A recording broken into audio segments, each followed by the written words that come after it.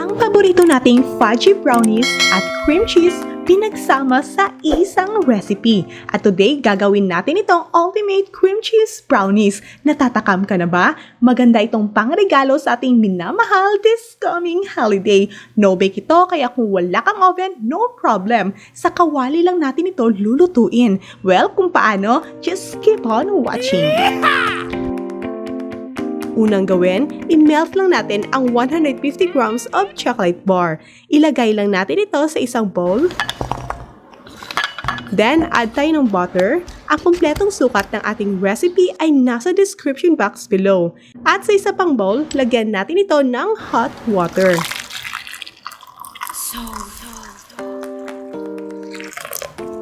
Then, ipatong na natin ang pinaglagyan natin ng chocolate and let it melt for about 2 minutes.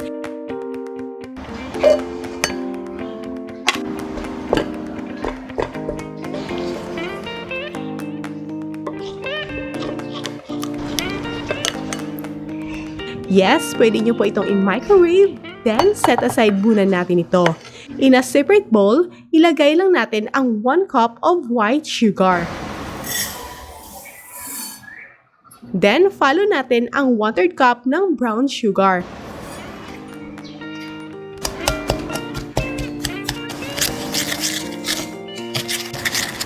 Then, lagyan natin ito ng 2 eggs. 1 at a time muna ang ating paglagay.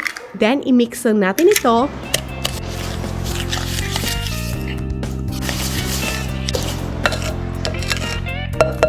Anyway, if you're new to my channel, hello there and welcome to my channel.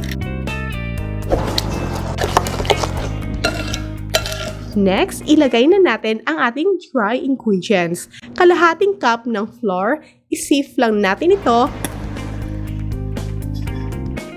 Then, isunod na natin ang 1/4 cup of cocoa powder. Pagsamahin lang natin ito. And also, we add 1/4 teaspoon of salt. Then, isieve lang natin ito together. Then, atin na itong i-mix ng maigi until well blend.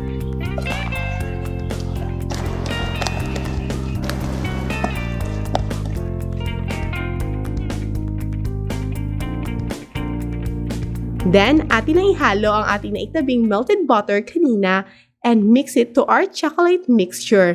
Ang paglalagay nito could make wonder to our brownies.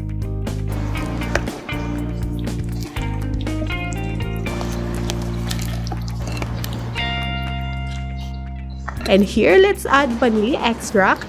Then, mixan natin ulit. Kung wala kang vanilla, that's okay. Again, this is optional.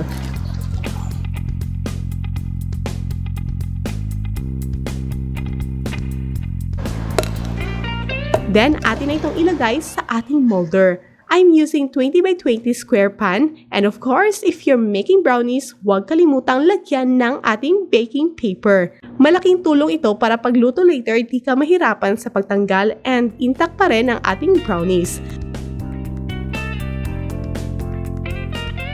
Sobrang bango ng ating mixture. And here you go, huwag kalimutang mag-iwan ng kaunti for our toppings later. Just a little. Pantayin lang natin. Just about half of the pan lang. Now, let's make our cream cheese toppings. Narito ang mga ingredients na ating kailangan. And here, meron tayong isang pack ng cream cheese. Pwede kayong gumamit ng kahit anong brand. Then, kailangan natin ng isang itlog, vanilla extract, at sugar.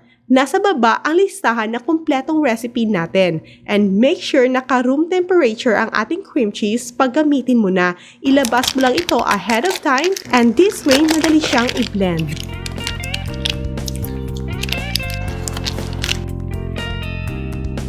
I-whisk lang natin ito until mag-soften ang ating cream cheese.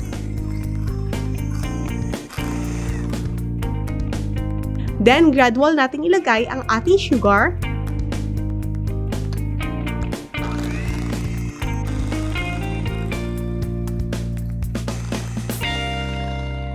Then, lagyan na natin ng egg.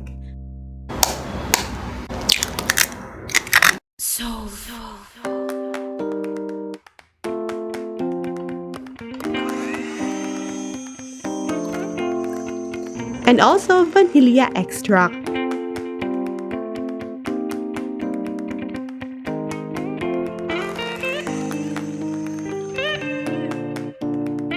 Now it's all set, atin na itong ilagay sa ating brownie.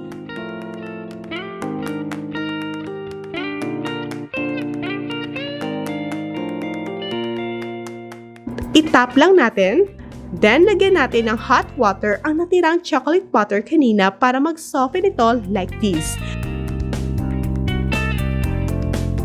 At ito na, ilagay na natin ito sa top.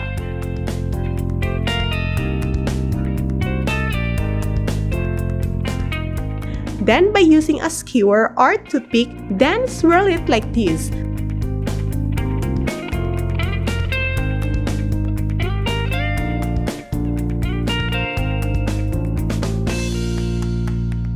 Sobrang dali, diba?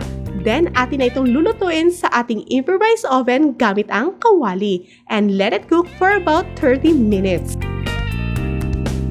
Let it cool muna bago natin tanggalin sa molder. And here you go.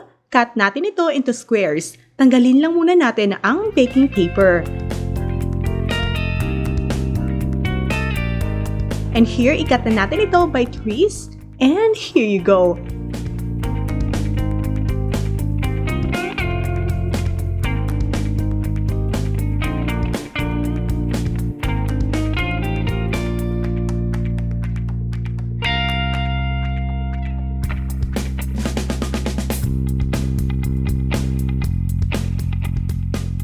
Ito mga sis, nakagawa tayo ng 9 slices of cheesecake brownies at ilalagay na natin ito sa ating brownie box. And this is really so cute, guys. This is really best for this coming holiday. Pang gift mo for your loved ones or pang negosyo. And here, kasyang 6 na brownies cheesecake.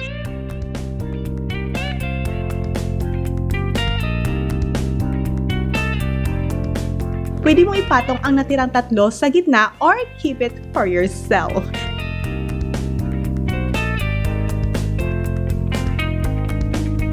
And here guys, it's really best that you make your very own homemade brownie cheesecake para sa iyong minamahal this coming Christmas or New Year. And this comes with a greeting sa box.